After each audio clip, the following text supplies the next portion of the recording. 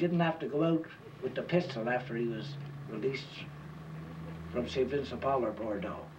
So it's another way of administering a city. And this was Houde's way. It got rough later on. It got rough when the pressure started to move in on these people. I think the chap who sort of was the edge man, you know, the edge man was the guy who was supposed to fix City Hall and fix the police. Well, this one particular edge man, one little berserk, and started to shoot the town up, and the information that I got was that he's in one of the piers of the Champlain Bridge. This day? They put him away because he was dangerous. What do you mean he didn't? He was put in when they were pouring the concrete, he went in there, and he's still in there. Building people into bridges was one thing, but one summer day in 1946, a small-time Houde called Lou Berkowitz committed an indiscretion which brought an outcry from the general population. Harry Davis, an underworld kingpin, was found with a hole in his head. Harry Davis, who was then the edge man, he was the one who said who ran what, let the word out that Berkowitz could not open. And Berkowitz was desperate, and he did open. So then the word got back to Berkowitz that someone was going to be looking for him. So he went to talk to Harry Davis. And after he talked to Harry Davis was dead. Oh, Camillien Houde was one of the best. The sudden departure of Harry Davis caused an outburst of silence in some quarters. Even Kid Obley, who was known as the mayor of Peel and St. Catherine and was alleged to know what everybody was up to, maintains an attitude of discretion to this day. Do me a favor. Somebody told me then there was a lot of gambling and stuff like that in the city. Never. Never. Town was always closed. Montreal was always closed? Always closed. Wasn't a wide open city? Was not a wide open city. I thought there was a lot of rackets and that sort of thing. I never heard about that. I never heard any rackets. It's all propaganda. All of it? Yeah. Come on, kid. Well, 99% propaganda. How much? 99%. Not 99. I would say 99. You hear people talk, they yak about this and about that. They're full of crap. They don't know what they're talking about. People are jealous and they make up stories. The town was closed. Kid, town was wide open. Well, not that I know. I must have been in a coma. I don't. But others were talking incessantly to a pair of hard-hitting investigators who were brought in to launch a full-scale probe into crime and corruption. They were Pax Plant and a young lawyer named Jean Drapeau. Oh, he said, Frank, they're amateurs. Let's not take them serious. But they got the right judge on their side. I said, Mr. Mayor, you should take amateurs very serious at times. He said, no way. So he was very careless. Otherwise, he has so much power. First of all, it would not be a probe. And they would not have taken over the city, because they had in mind not the question.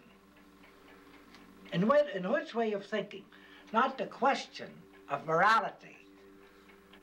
They had in mind of taking over the city, but he didn't think they were big enough to take it.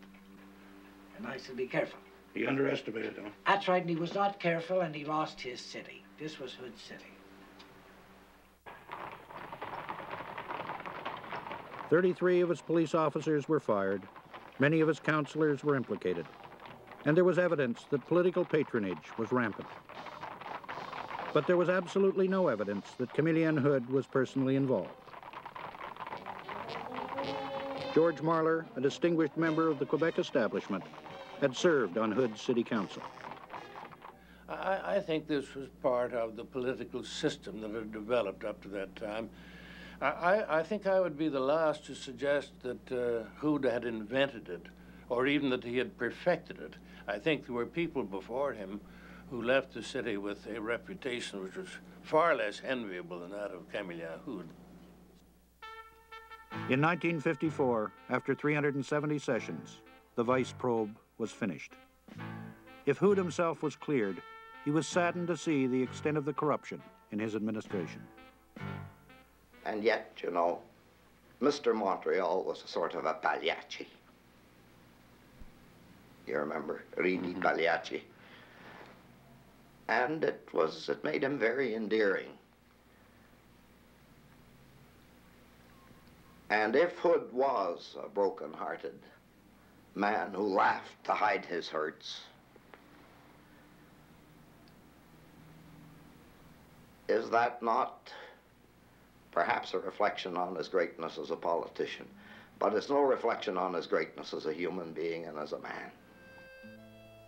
Despite the scandal, there was a reluctance on the part of local politicians to try and run against Houde.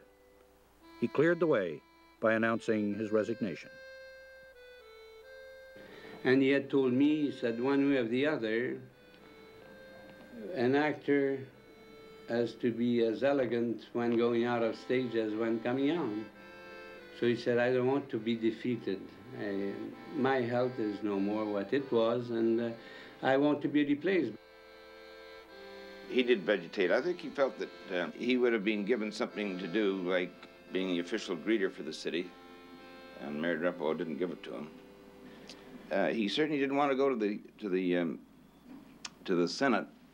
I know he was offered that, and I know Mr. Duplessis offered him a seat in the upper house. I was there when it was offered to him, and he turned it down. Not only did he no longer have his city hall, he had very little else. He had to auction off his personal belongings to support his wife, who had suffered brain damage and could no longer even remember the days of glory. Now he walked with her through the green areas he had developed with the little people of Montreal in the days of the Great Depression. He always said he had one more speech to give, but he never did.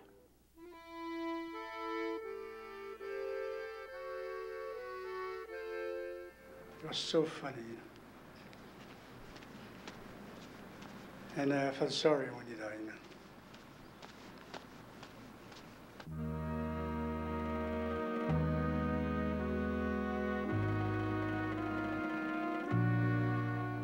And then when the day come when we lost our most wonderful mayor, the day of the funeral, I seen men, big men, as strong as I am, and women crying because they knew that that man had a heart.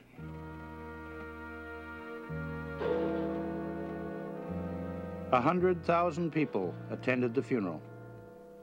It was the largest in Montreal since the death of Brother André. The thing that many of them remembered best that day were the times when he had raised his voice to lead them all in song. À la claire fontaine, m'en allant promener. À la claire fontaine, m'en allant promener. J'ai trouvé l'eau si belle que je m'y suis baigné. Il y a longtemps que je t'aime.